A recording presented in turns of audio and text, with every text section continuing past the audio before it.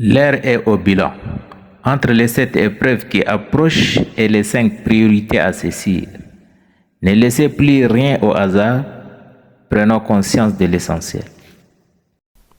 Assalamu alaikum wa rahmatullahi ta'ala wa barakatuh. J'espère que vous allez bien. Inch'Allah, aujourd'hui on va toujours continuer sur le livre de Riyad al-Salihin, le cours sur les jardins des vertueux, le livre de l'imam An-Nawawi radiyallahu anhu.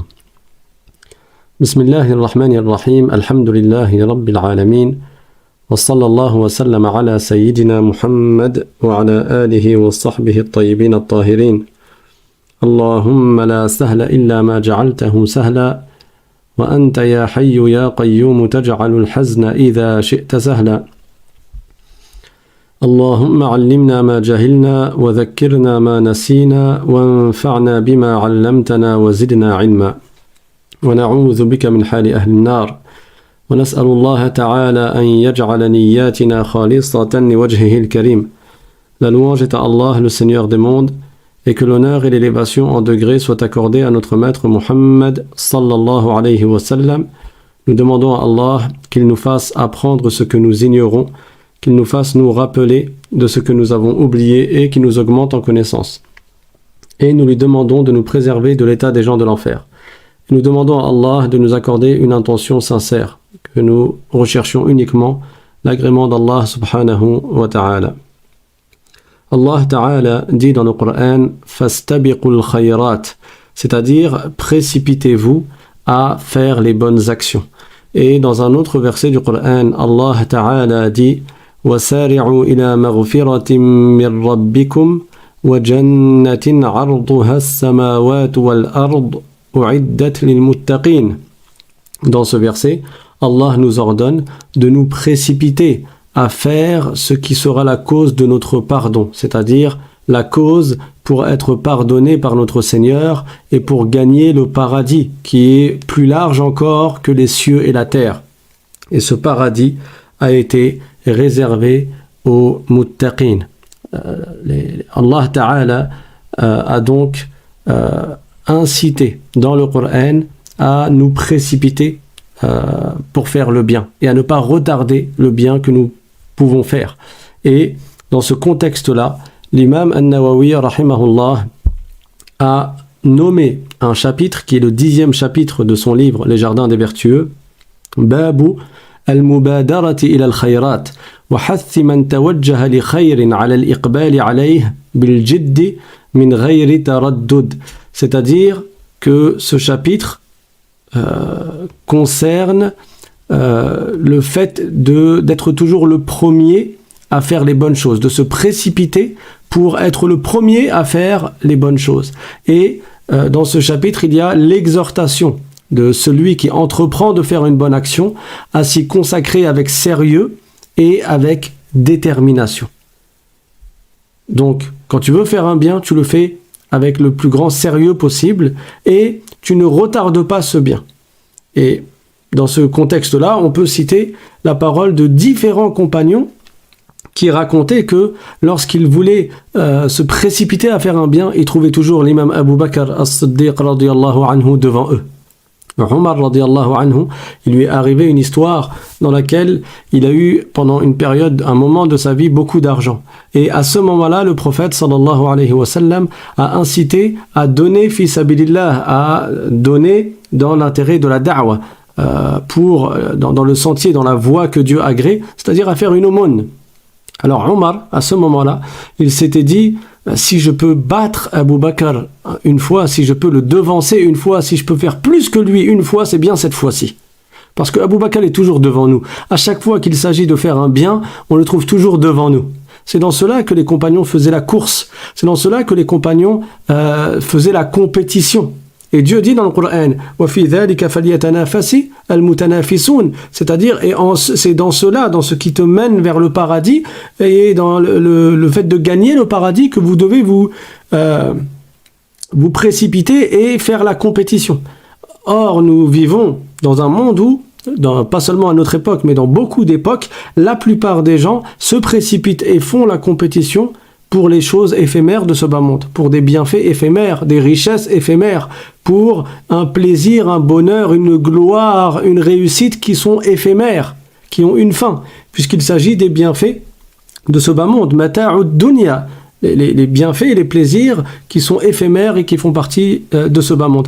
Donc Omar radiyallahu anhu, étant donné qu'il avait beaucoup d'argent, il s'était dit, si je peux battre Abu Bakr une fois dans ma vie, c'est bien cette fois-ci. Et quand le prophète sallallahu alayhi wa sallam a incité à faire un don, Omar radiyallahu anhu, étant donné qu'il avait beaucoup d'argent, il a donné beaucoup d'argent. En fait, il s'est séparé de la moitié de sa fortune. Fi sabilillah. Donc, par exemple, si on va prendre à notre époque, si quelqu'un il a 1000 euros seulement, c'est comme s'il donnait 500 euros fi sabilillah. Qui va donner la moitié de sa fortune? Ces gens-là sont rares. Ou quelqu'un qui a 2000 euros, il va donner 1000 euros. Quelqu'un qui a 5000 euros, il va donner 2500 euros fi sabilillah. Quelqu'un qui a 10 000 euros, il va donner 5000 euros fi sabilillah. Etc., etc. Omar radiyallahu anhu, il a donné énormément. Et il avait beaucoup d'argent à ce moment-là. Il a donné la moitié de sa fortune. Quand il est arrivé au prophète sallallahu alayhi wa sallam, le prophète lui a demandé, il ne lui a pas dit combien as-tu donné, mais il lui a dit combien as-tu laissé à ta famille. Alors Omar radiyallahu anhu lui a répondu, je lui ai laissé la moitié. J'ai laissé à ma famille la moitié de mes biens, la moitié de ma fortune.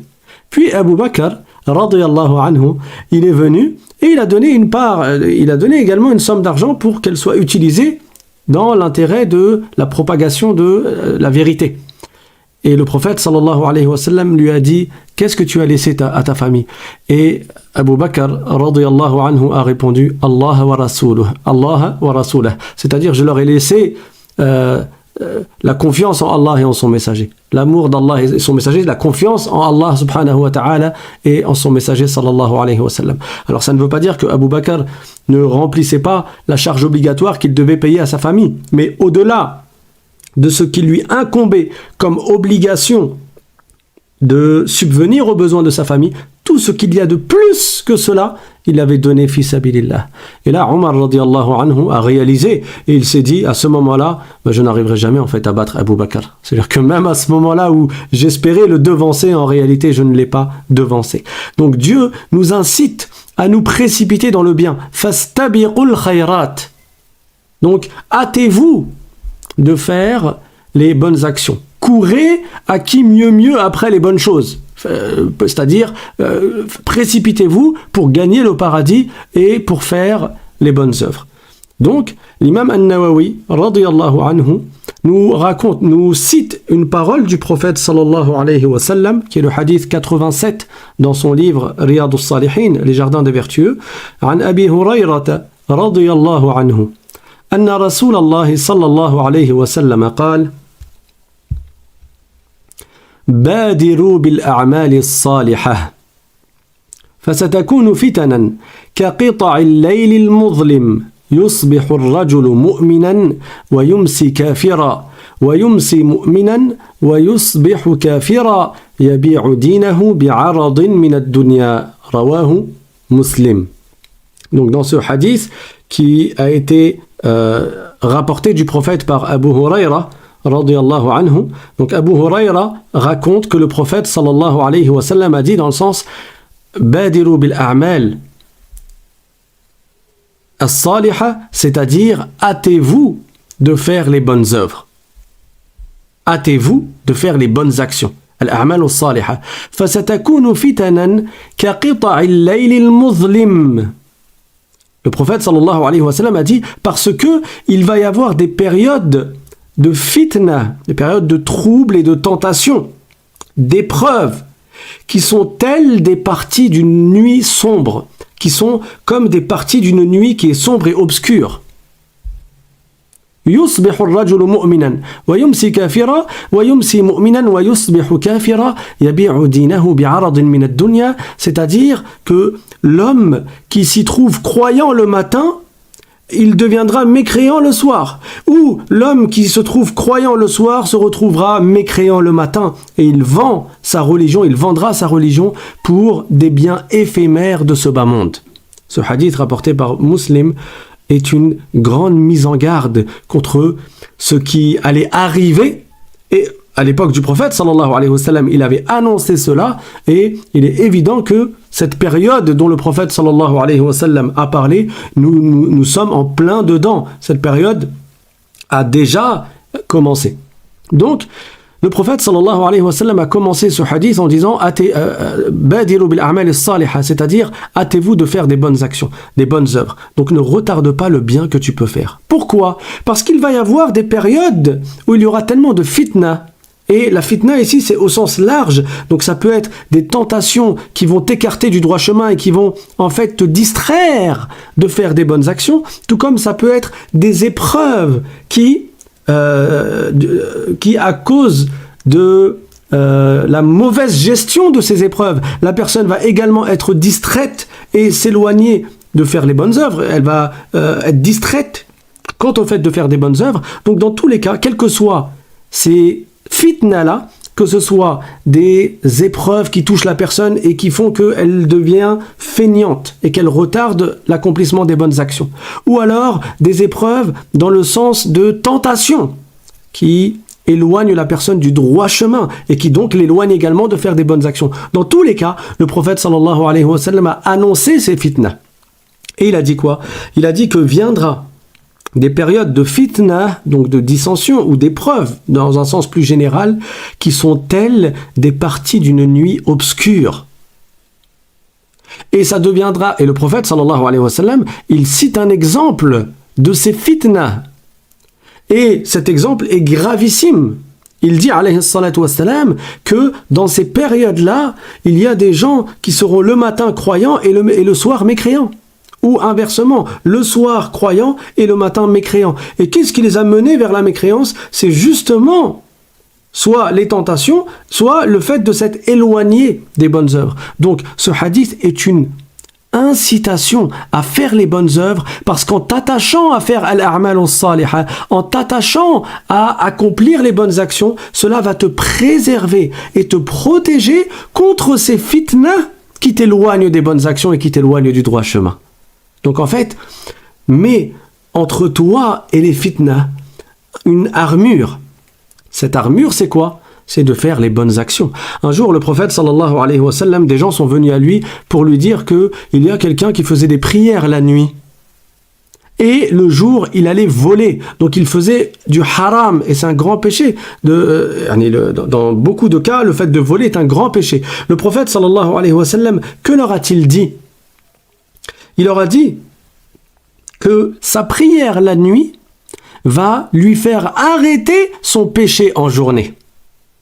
Donc, le fait de faire des bonnes actions, ça t'éloigne des mauvaises actions. Et ça te protège de ces fitnas-là qui t'éloignent justement des bonnes actions. Par contre, plus la personne s'affaiblit et affaiblit son cœur en s'éloignant des bonnes œuvres et en retardant l'accomplissement des bonnes œuvres, et plus les fitnas vont lui tomber dessus et elle ne saura pas les parer. Elle ne saura pas justement se protéger contre elles. Et ça va empirer son cas. Au point qu'une personne qui sera croyante le matin se retrouvera mécréante le soir. Ou croyante le soir, elle deviendra mécréante le matin. Et elle vendra sa religion pour un bien éphémère de ce bas monde. Et nous sommes en plein dans cette époque. Il y a des gens qui vendent leur religion à notre époque pour quelque chose qui est éphémère, soit pour avoir une place, ou pour avoir un travail, pour avoir un peu d'argent, pour avoir une certaine situation aisée. Ils sont prêts à se détacher de leur religion. Or, la religion, c'est ce qui te sauve ici-bas et dans l'au-delà. Et l'au-delà, c'est pour l'éternité. Le paradis, c'est sans fin, ça sera pour l'éternité. Et l'enfer sera également pour l'éternité. Le prophète, sallallahu alayhi wa sallam, nous a, dans d'autres hadiths, inciter ou donner le moyen de réussir à nous hâter pour faire ces bonnes actions. Un jour, alors qu'il était avec un de ses compagnons qui est Abdullah ibn Umar, radiyallahu anhu, radiyallahu anhuma, donc Abdullah, le fils de Umar ibn al-Khattab, que Allah les agrée tous les deux. Le prophète sallallahu alayhi wa sallam, alors que Abdullah était jeune, il a pris Abdullah par l'épaule, il l'a tenu par l'épaule, comme pour l'inciter à écouter ce qu'il allait dire avec attention. Imagine-toi quelqu'un que tu aimes beaucoup, une personne vertueuse, quelqu'un qui est un haut degré selon le jugement d'Allah subhanahu wa ta'ala, il te prend par l'épaule pour te parler. Ça va te toucher le cœur. Ça va te faire, vraiment, tu vas te sentir comme privilégié, ça va te faire un grand bien que de voir que cet homme-là vertueux t'accorde cette attention particulière et qui te prend par l'épaule. Alors imagine-toi Abdullah ibn Omar qui est tenu au niveau de l'épaule par la main du messager de Dieu sallallahu alayhi wa sallam, la meilleure des créatures. Forcément, il va avoir toute son attention qui sera conquise, qui sera prise pour écouter le prophète sallallahu alayhi wa sallam. Mais là, le prophète sallallahu alayhi wa sallam lui a dit « Kun fi dunya ka'annaka gharibun aw abiru sabil » c'est-à-dire, sois dans ce bas monde comme si tu étais un étranger ou plus encore, comme si tu étais en voyage. Pourquoi j'ai dit plus encore? Parce que l'état de celui qui est en voyage est encore plus extrême que l'état de celui qui est étranger. Imagine, tu vas dans une ville et tu es étranger. Est-ce que tu vas perdre du temps dans des conflits avec les gens? T'as pas le temps pour ça, tu es un étranger, déjà tu connais personne, tu ne connais pas grand monde, et donc tes interactions avec les autres sont juste dans ce qui est de l'ordre de ce qui est nécessaire et ce dont tu as besoin. Et pour le reste, tu accomplis ce que tu es venu faire dans cette ville ou dans ce pays. Tu n'as pas le temps parce que tu es un étranger. Et le prophète a dit « Abiru sabil » ou plus encore un voyageur. Parce que quand tu es un étranger, c'est possible que tu vas quand même rester 1 an. C'est possible que tu vas quand même rester 2 ans. Mais un voyageur, tu es de passage. Mais là, tu prêtes encore moins attention aux gens. Pourquoi? Parce que tu sais que tu ne vas pas rester là. Tu ne vas pas bâtir ta maison ici, puisque tu sais que tu es de passage. Tu ne vas pas défaire tes valises comme si tu allais rester. Non, tu es juste de passage. Tu prends ce que tu as besoin pour continuer ton voyage. Tu prends uniquement tes provisions et tu voyages léger. Et là, je ne parle pas de celui qui voyage avec une voiture, mais prenons l'exemple à l'époque, dans le passé, Bekri, quand les gens ils voyageaient à dos de chameau ou plus encore ils voyageaient à pied. Ils prenaient quoi avec eux? Un sac à dos. Ce qui correspondait au sac à dos, c'est-à-dire un baluchon. Ils prenaient avec eux le strict nécessaire pour ne pas porter plus que ce qu'ils ont besoin. Ils prenaient ce qu'ils avaient besoin, leurs provisions. Pourquoi? Pour poursuivre leur voyage. Le prophète sallallahu alayhi wa sallam nous dit d'être ainsi dans ce bas monde, c'est-à-dire même là où tu habites, là où tu es mustawtin, là où tu es résident à vie, même fais en sorte quand même d'être comme un voyageur. Donc ne t'attache pas à cette vie-là. Ne perds pas de temps dans les conflits avec les gens. Ne porte pas de fardeau lourd en achetant beaucoup de choses qui sont futiles et qui ne te sont pas utiles pour ton au-delà. Contente-toi uniquement de ce que tu as besoin pour l'au-delà. وَلَا تَنْسَ نَصِيبَكَ مِنَ الدُّنْيَا. Dieu dit dans le Coran وَلَا تَنْسَ نَصِيبَكَ مِنَ الدُّنْيَا. Certaines personnes n'ont pas compris ce verset du Coran et ils ont cru que ça signifiait n'oublie pas quand même de profiter de cette vie, dans le sens de te faire plaisir dans cette vie. Non. وَلَا تَنْسَ نَصِيبَكَ مِنَ الدُّنْيا. Ne délaisse pas ce que tu peux profiter de ce bas monde pour gagner ton au-delà. Chaque occasion qui te permet de gagner des hasanat, badir ilayha, précipite-toi pour accomplir cette bonne action-là. Donc ce hadith nous montre, celui que je viens de citer, à quel point le prophète sallallahu alayhi wa sallam nous incitait à se détacher de ce bas monde. Et en se détachant de ce bas monde, ça va t'aider à faire les bonnes œuvres.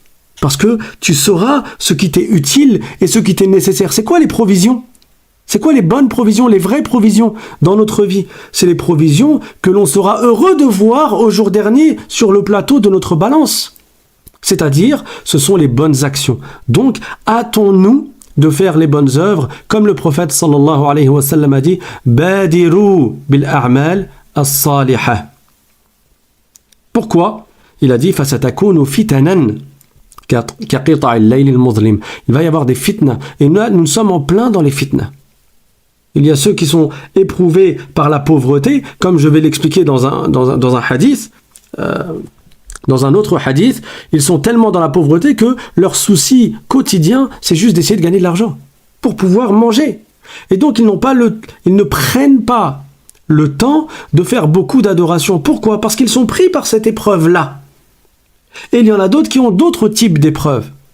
Et c'est ce que le prophète sallallahu alayhi wa sallam a donné comme exemple dans un autre hadith, qui est le hadith numéro 93 dans Riyad al-Salihin.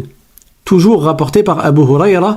Donc, an Abi Huraira, radiyallahu anhu, anna Rasulallah sallallahu alayhi wa sallam قال بادروا بالأعمال سبعا هل تنتظرون إلا فقرا منسيا أو غنى مطغيا أو مرضا مفسدا أو هرما مفندا أو موتا مجهزا أو الدجال فشر غائب ينتظر أو الساعة فالساعة أدهى وأمر رواه الترمذي وقال حديث حسن. Donc dans ce hadith que Abu Huraira a entendu du prophète sallallahu alayhi wa sallam, le prophète a commencé par la même phrase, Badiru bil a'mal, hâtez-vous de faire des bonnes actions. Mais là, le prophète sallallahu alayhi wa sallam il a précisé plus encore les exemples de fitan ou d'épreuves, donc de discorde ou de dissension ou d'épreuves qui mènent la personne à être distraite et à ne plus avoir l'occasion de faire autant de bonnes actions. Il a dit, alayhi salatu wassalam, hâtez-vous de faire des bonnes actions avant d'être empêché par l'une de 7 choses que vous devez attendre. Donc là, le prophète sallallahu alayhi wa sallam a cité 7 choses. Il a dit, avant que ces 7 choses n'arrivent, et qui peuvent arriver, et attendez-vous à ce qu'elles arrivent, avant qu'elles n'arrivent, hâtez-vous de faire les bonnes actions. Il a dit, alayhi salatu wassalam, une pauvreté qui vous fait oublier. Comme j'ai dit, il y a des gens, tellement ils sont dans la pauvreté et dans la précarité que au quotidien, leur ham, leur souci, leur tourment, c'est quoi? C'est de chercher à manger. Et tellement ils sont pris par ce tourment-là qu'ils vont passer la majeure partie de leur temps, si ce n'est tout leur temps, pour essayer de trouver leur luqma, leur bouchée, de quoi manger et de quoi nourrir leur famille. Donc ces gens-là n'ont plus le temps de faire des bonnes actions comme lorsqu'ils avaient plus de moyens. Ou bien, parmi les 7 choses que le prophète sallallahu alayhi wa sallam a citées, il a cité le contraire de la pauvreté, une richesse qui vous pousse à une arrogance outrancière. Parce que d'un côté, la pauvreté peut être une épreuve, si elle est mal gérée, mauvaise pour la personne, tout comme si elle est bien gérée, elle peut être une épreuve qui est une source de bien pour la personne. Parce qu'en patientant, on gagne des hasanat. Et de l'autre côté, il y a la richesse qui également, en fonction de la personne, peut être une source de bien ou une source de mal. Le prophète sallallahu alayhi wa sallam a dit dans un hadith, Ni'mal malu salih lirrajuli salih. Ça veut dire quel bienfait que l'argent licite aux mains d'un homme vertueux. Oui, parce que celui qui est vertueux, la personne vertueuse, qu'est-ce qu'elle va faire de cet argent licite? Elle va le dépenser dans les voies de bien. Comme Abu Bakr et Omar dans l'histoire que je vous ai racontée. Donc, la richesse, elle peut être une source de bien pour toi, mais elle peut être une source de mal. Combien de gens, quand ils sont devenus riches, ils ont changé, ils sont devenus arrogants, ils sont devenus orgueilleux, ils se sont mis à tomber dans le haram, étant donné justement l'abondance d'argent qu'ils ont. Et au lieu de le dépenser dans les voies de bien, ils sont tombés dans l'avarice. Et ils n'ont pas payé, par exemple, la zakat qu'ils devaient payer, l'aumône obligatoire. Et ils n'ont pas aidé financièrement les personnes de leur famille qui sont dans le besoin. Or, le fait d'aider financièrement ceux de ta famille qui sont en dessous du seuil de la pauvreté, qui sont vraiment dans la difficulté, ils n'ont pas ce qui leur suffit pour subvenir à leurs propres besoins et aux besoins de leurs enfants, par exemple.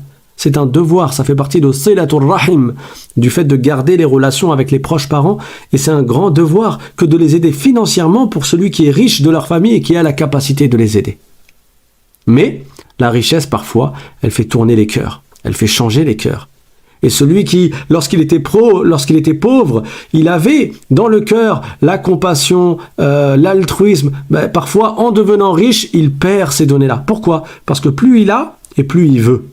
Plus il regarde ceux qui ont plus que lui. Et donc il veut la même chose. Et comme il veut la même chose, il essaye d'avoir encore plus. Et comme à chaque fois il considère qu'il n'a pas suffisamment, il ne va pas donner. Il ne va pas faire des aumônes. Parce qu'à chaque fois, il se dit, il me faut plus encore pour pouvoir avoir la même voiture que l'autre, et pour pouvoir avoir la même maison qu'un tel, et pour pouvoir voyager comme un tel, et pour pouvoir avoir des vacances qui m'ahadek, etc., etc. Donc, la pauvreté, elle peut t'empêcher, si tu ne la gères mal, d'accomplir les bonnes actions. Mais il y a des gens, ils sont extrêmement pauvres et ils font beaucoup de bonnes actions. Donc la pauvreté n'est pas forcément une excuse pour que la personne ne fasse pas de bonnes actions. Non, il suffit de bien la gérer en patientant, en se fiant à Allah subhanahu wa ta'ala et en faisant preuve de tawakkul. Tawakkul ala Allah, la confiance en Allah subhanahu wa ta'ala, en te disant que de toute manière, tout ce qui m'arrive est prédestiné et je ne parviendrai à obtenir que ce que Dieu a prédestiné subhanahu wa ta'ala. Donc, la pauvreté, elle peut te faire oublier et donc t'éloigner des bonnes actions. Tout comme la richesse, elle peut te mener à une arrogance et t'éloigner des bonnes actions. Troisièmement, le prophète sallallahu alayhi wa sallam a cité la maladie qui ruine ta santé. Et quatrièmement, le prophète sallallahu alayhi wa sallam a cité la vieillesse qui t'affaiblit et qui affaiblit non seulement ton corps mais également ton esprit. Il y a des gens, à cause de la maladie, ils ne sont plus dans l'aptitude de faire le bien qu'ils pouvaient faire quand ils étaient en bonne santé. Et il y a des gens, à cause de la vieillesse, ils deviennent même Alzheimer. Ça veut dire qu'au bout d'un moment, il perd même sa boussole, et la personne perd sa boussole. Et elle n'est plus capable de faire le bien qu'elle faisait. Surtout si elle se met à oublier. Et le prophète sallallahu alayhi wa sallam a ensuite cité la mort qui met fin à tes jours. Et pour finir, il a cité l'arrivée de Al-Masih ad-Dajjal, le faux Messie, qui fait partie des plus grandes des épreuves dans ce bas monde et qui fait partie des grands signes de la fin du monde. Et il a cité en 7e position l'heure, c'est-à-dire as-sa'a, l'heure quand c'est fini, l'heure du jugement dernier. Ce hadith nous rappelle un hadith qui est très connu, dans lequel le prophète sallallahu alayhi wa sallam avait dit, il a dit dans le sens, il a dit irtanim khamsan qabla khams, profite de 5 choses avant 5 autres.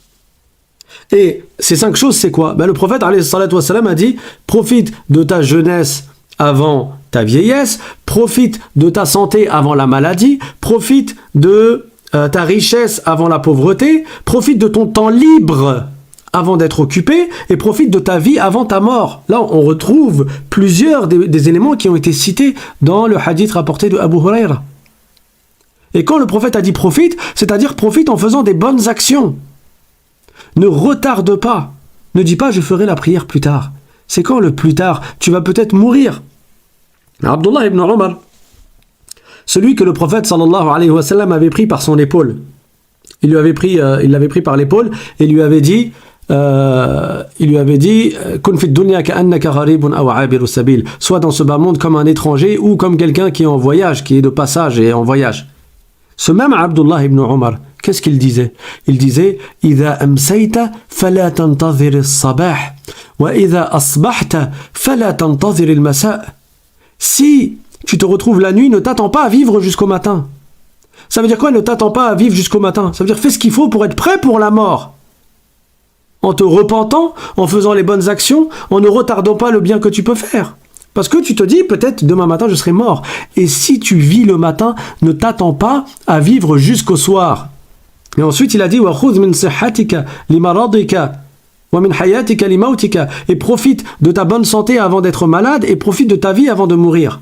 Ça veut dire quoi? Hâte-toi de faire les bonnes actions.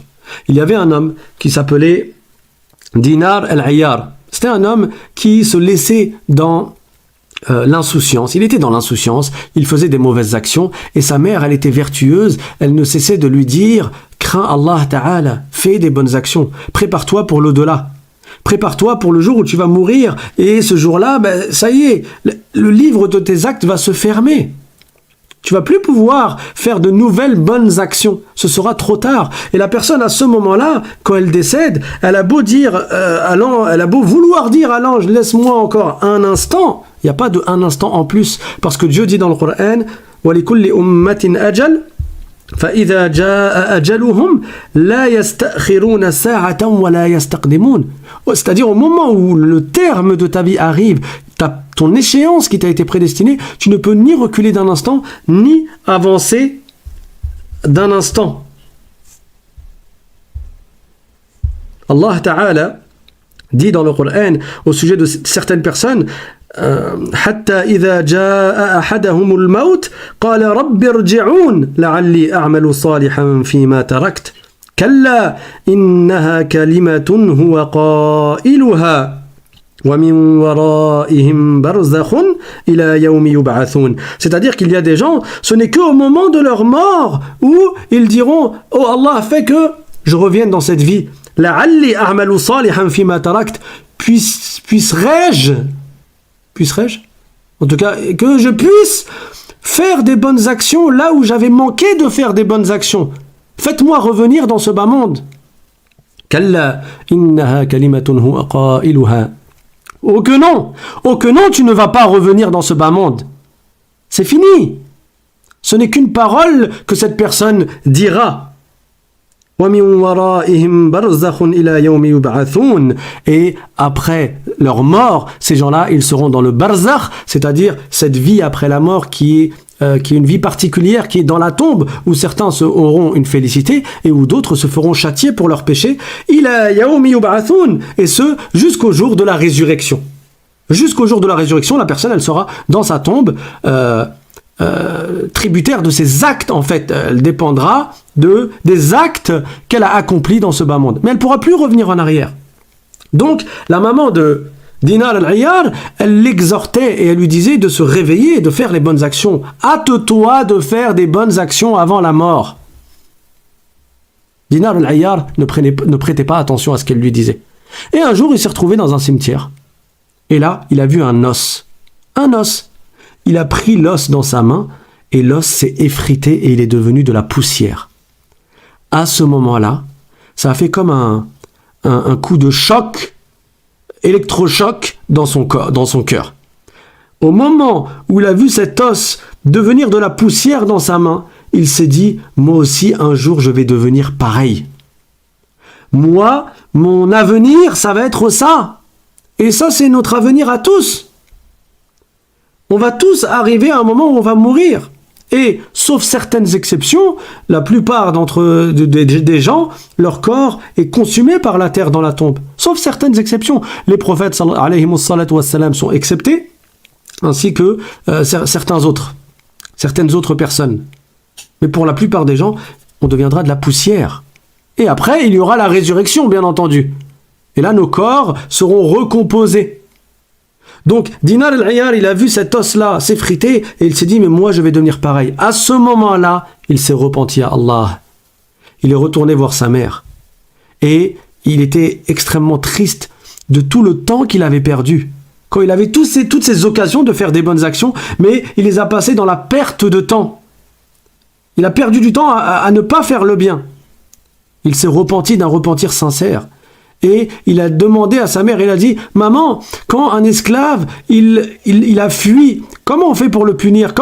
Habituellement, si un esclave fugue, comment il est puni? Et sa mère, elle lui a répondu, en général, il est puni en étant attaché et on lui donne de la nourriture qui n'est pas de la nourriture succulente. Et il est attaché et il est vêtu de vêtements qui sont rêches, qui sont pas... C'est pas de la soie, quoi. C'est le contraire. Alors il a dit à sa mère, maman, je veux que tu fasses de moi la même chose. Ça veut dire qu'il a voulu casser sa nefs. Il a voulu s'auto-réprimander et s'auto-punir de tout le relâchement dont il avait fait preuve pendant toutes ces années, pendant tout ce temps-là. Alors il passait des nuits à pleurer, il passait des nuits à adorer Allah et à demander pardon à Allah subhanahu wa ta'ala. Et il était dans ses vêtements qui étaient rêches, qui étaient rudes, dans cette situation d'ascétisme, de détachement total des plaisirs. Il était dans cet état-là. Et il pleurait, au point que sa mère, elle allait le voir et elle lui disait « Ya bunayya khudh li nafsika raha » « Oh mon fils, repose-toi un peu » Et lui, il répondait à sa mère, « Maman, comment veux-tu que je me repose alors que je ne sais pas si je vais aller en enfer ou au paradis ? Comment je vais me reposer ici-bas alors que je ne sais même pas quel sera mon état dans l'au-delà ? Que va-t-il advenir de moi dans l'au-delà? Est-ce que je vais aller en enfer? Donc si ça se trouve, je vais aller en enfer et moi je continue à me reposer? Il disait non, je ne me repose pas. Et il continue à passer ses nuits éveillé à pleurer.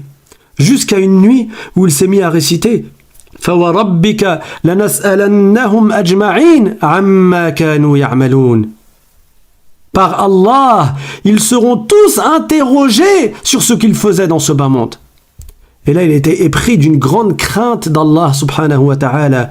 Et il ne cessait de répéter ce verset. فَوَرَبِّكَ لَنَسْأَلَنَّهُمْ أَجْمَعِينَ عَمَّا كَانُوا يَعْمَلُونَ. Par Allah, par ton Seigneur, nous allons tous les interroger sur ce qu'ils faisaient dans ce bas monde. Et il répétait le verset, et il répétait le verset, jusqu'à ce qu'il se soit évanoui. Il s'est évanoui tellement il craignait Allah, tellement il avait peur d'être châtié, pour avoir fait preuve de manquement et de relâchement dans sa jeunesse et dans les moments où il avait du temps libre et où il faisait autre chose que les bonnes actions. فَوَرَبِّكَ لَنَسْأَلَنَّهُمْ أَجْمَعِينَ عَمَّا كَانُوا يَعْمَلُونَ. Quand il s'est évanoui, sa mère, elle a eu peur pour lui. Elle est venue le voir et elle essayait de le réveiller jusqu'à ce qu'il se réveille. Mais il avait une voix qui était très faible. Il était à l'agonie. Par la crainte d'Allah subhanahu wa ta'ala, la crainte du châtiment d'Allah subhanahu. Alors elle lui a dit, ô mon fils, où allons-nous nous retrouver? Et il a répondu à sa mère, maman, si tu ne me vois pas avec les gens qui entreront au paradis, alors demande à Malik, l'ange gardien de l'enfer après moi. Il lui a dit, maman, si tu ne me vois pas avec les gens du paradis dans l'au-delà, alors demande à Malik, qui est l'ange gardien de l'enfer, demande-lui à mon sujet, parce que lui, il va savoir, Malik, il sait qui va entrer en enfer. Qui entre en enfer? Malik, c'est l'ange gardien de l'enfer. Donc il lui a dit, demande à Malik, l'ange gardien de l'enfer, après moi. Et à ce moment-là, il est décédé. Quand il est mort, il y a eu tellement de monde qui est sorti pour son enterrement, parce qu'il était devenu vertueux. Tellement de monde qui a pleuré que les gens ont dit que les gens de cette époque ont dit nous n'avons jamais vu autant de monde dans un enterrement et autant de gens qui pleuraient dans un enterrement. Et après sa mort, il y a un de ses amis qui l'a vu dans le rêve. Et il l'a vu dans le rêve au paradis, vêtu d'une bourda, comme d'une cape qui était verte, et il était heureux, et il récitait le verset فَوَرَبِّكَ لَنَسْأَلَنَّهُمْ أَجْمَعِينَ عَمَّا كَانُوا يَعْمَلُونَ. C'est-à-dire, par ton Seigneur, nous allons les interroger tous sur ce qu'ils faisaient, c'est-à-dire dans ce bas monde. Alors, celui qui a fait le rêve, dans le rêve, il lui a demandé « Qu'est-ce que Dieu a fait de toi ?» Alors, il lui a répondu « Allah m'a fait miséricorde, et Allah m'a honoré, et Allah m'a accordé son pardon. » Donc, tant qu'on est encore vivant, tant que la porte du repentir ne se ferme pas pour nous, précipitons-nous à faire les bonnes actions. Ne retardons pas l'accomplissement des bonnes actions. Parce que celui qui retarde l'accomplissement des bonnes actions viendra un jour où ce sera trop tard. Et ce jour-là, il aura beau dire « Ramenez-moi dans ce bas monde parce que je veux me rattraper », il ne pourra pas se rattraper. « Kalla innaha kalimatun huwa qailuha » Ce ne sera qu'une parole qu'il dira. Quand lui, il dira « لعلي أعمل صالحا فيما تركت قال رب ارجعون لعلي أعمل صالحا فيما تركت. Il dira, ô mon Seigneur, faites-moi revenir dans ce bas monde, que je puisse faire des bonnes actions là où j'ai délaissé les bonnes actions. Dans un autre hadith, l'imam An-Nawawi radiyallahu anhu nous rapporte d'après Ibn Abbas radiyallahu anhuma. C'est le hadith numéro 97.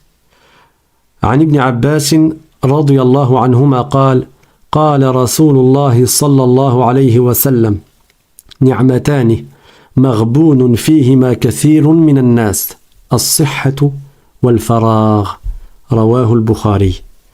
Donc dans ce hadith rapporté par Ibn Abbas, le prophète sallallahu alayhi wa sallam, le prophète alayhi salatu wa sallam a dit il y a deux bienfaits que beaucoup de gens n'apprécient pas à leur juste valeur.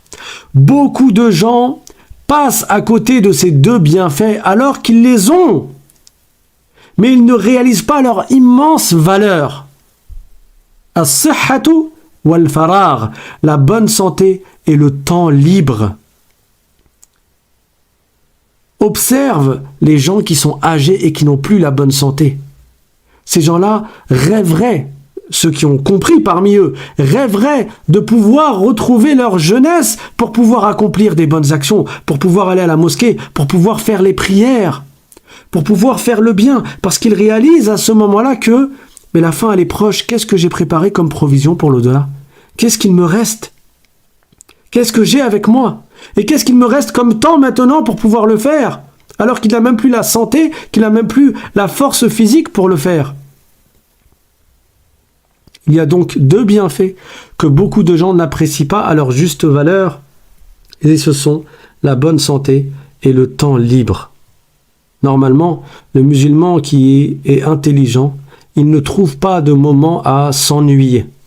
Il n'est pas censé connaître l'ennui, parce qu'à chaque moment, il a l'occasion de faire un bien, quel qu'il soit, ne serait-ce que faire du dhikr. Et ce sera l'objet, Inch'Allah, du cours de la semaine prochaine. On citera des exemples et des hadiths qui nous donnent des exemples de bonnes actions que l'on peut faire dans notre temps libre et lorsque on a justement cette santé qui nous permet de faire ces bonnes actions. Walhamdulillahi Rabbil Alamin. وصلى الله وسلم على سيدنا محمد طه الأمين وعلى آله وصحبه الطيبين الطاهرين. On demande à Allah Ta'ala de nous accorder la perspicacité et l'intelligence de faire le bien avant qu'il ne soit trop tard et de nous précipiter à faire le bien. Si quelqu'un a des questions, je vais laisser 15 minutes comme d'habitude pour les questions, Inch'Allah Ta'ala.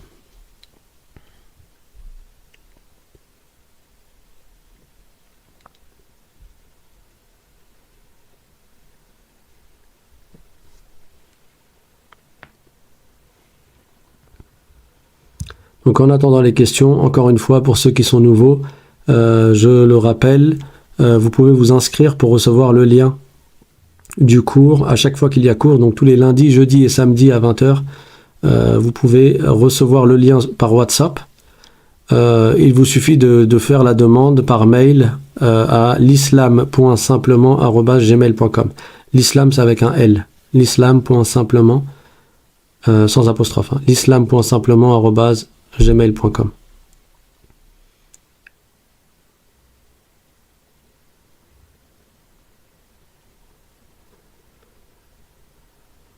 Et pour ceux qui sont nouveaux également dans la chaîne, je vous recommande d'écouter les cours précédents qui ont été donnés et qui sont disponibles sur la chaîne YouTube l'Islam Simplement.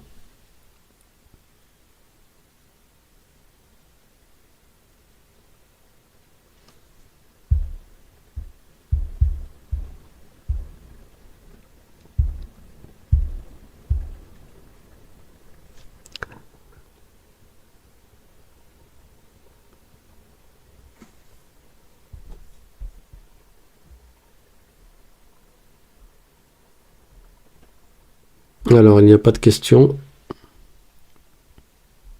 pour le moment.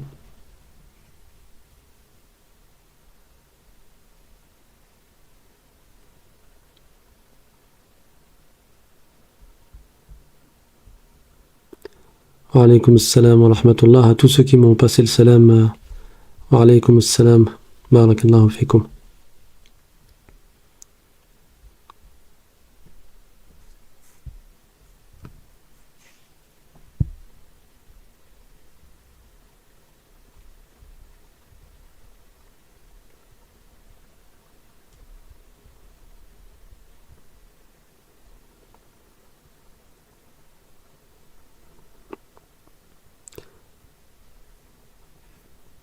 Alors, est-ce que ça bug chez moi? Parce que moi, je vois pas de questions. Ce qui n'est pas de votre habitude.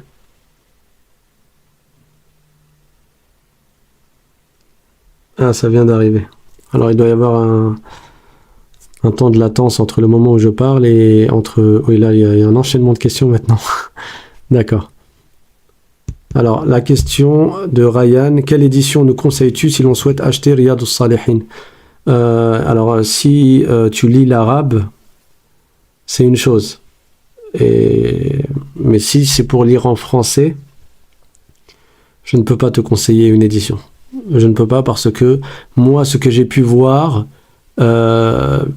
malheureusement, il y a des traductions qui sont très dangereuses et qui mènent à des mauvaises compréhensions. Et la science de la religion, justement, elle s'apprend par transmission orale, ce qui permet de pouvoir corriger justement ces erreurs qui ont été faites par les traducteurs, qui n'avaient pour objectif que de traduire et qui n'avaient pas forcément la compétence scientifique, religieuse pour traduire en prenant en compte le contexte et la richesse de la langue arabe. Donc on se retrouve parfois avec des traductions qui sont très mauvaises. Alors oui, c'est un français soutenu, hein, mais par rapport à la religion et à ce qu'il n'est pas permis de dire ou d'attribuer à Allah subhanahu wa ta'ala et aux termes qu'il faut choisir et utiliser, malheureusement, ce que moi j'ai vu comme traduction, après j'ai pas regardé tout ce qu'il y avait comme édition et comme traduction disponible, mais ce que moi j'ai vu nécessite des corrections d'une très grande importance. Donc voilà, moi je ne peux pas te conseiller là une édition sur le marché.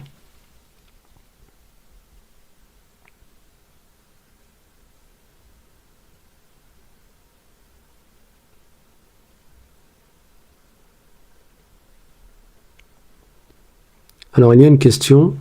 Faire une sadaqa, peux-tu dire plusieurs exemples? Une sadaqa, c'est une aumône. À l'origine, une aumône, c'est le fait de donner de l'argent à un pauvre. Après, le prophète, sallallahu alayhi wa sallam, a cité plusieurs cas de bonnes actions qu'il a comparées à des sadaqas. Il a dit, par exemple, tabassumuka fi wajhi akhika sadaqa. Le fait de sourire à ton frère est une aumône. Et dans un autre hadith, et on verra ces hadiths incha'Allah, le prophète a dit que chaque fois que tu dis subhanallah, c'est une sadaqa, c'est-à-dire c'est comme une sadaqa, ça te fait gagner des récompenses, au même titre que le fait de faire une aumône te fait gagner des récompenses. Mais incha'Allah, ce sujet on l'élaborera plus en détail dans les prochains cours. Ah, donc tu demandes une édition en arabe. Inch'Allah, renvoie-moi la question par mail. Comme ça, là c'est pour celui qui a posé la question pour l'édition de Riyad al-Salihin. Je te l'enverrai par mail, Inch'Allah.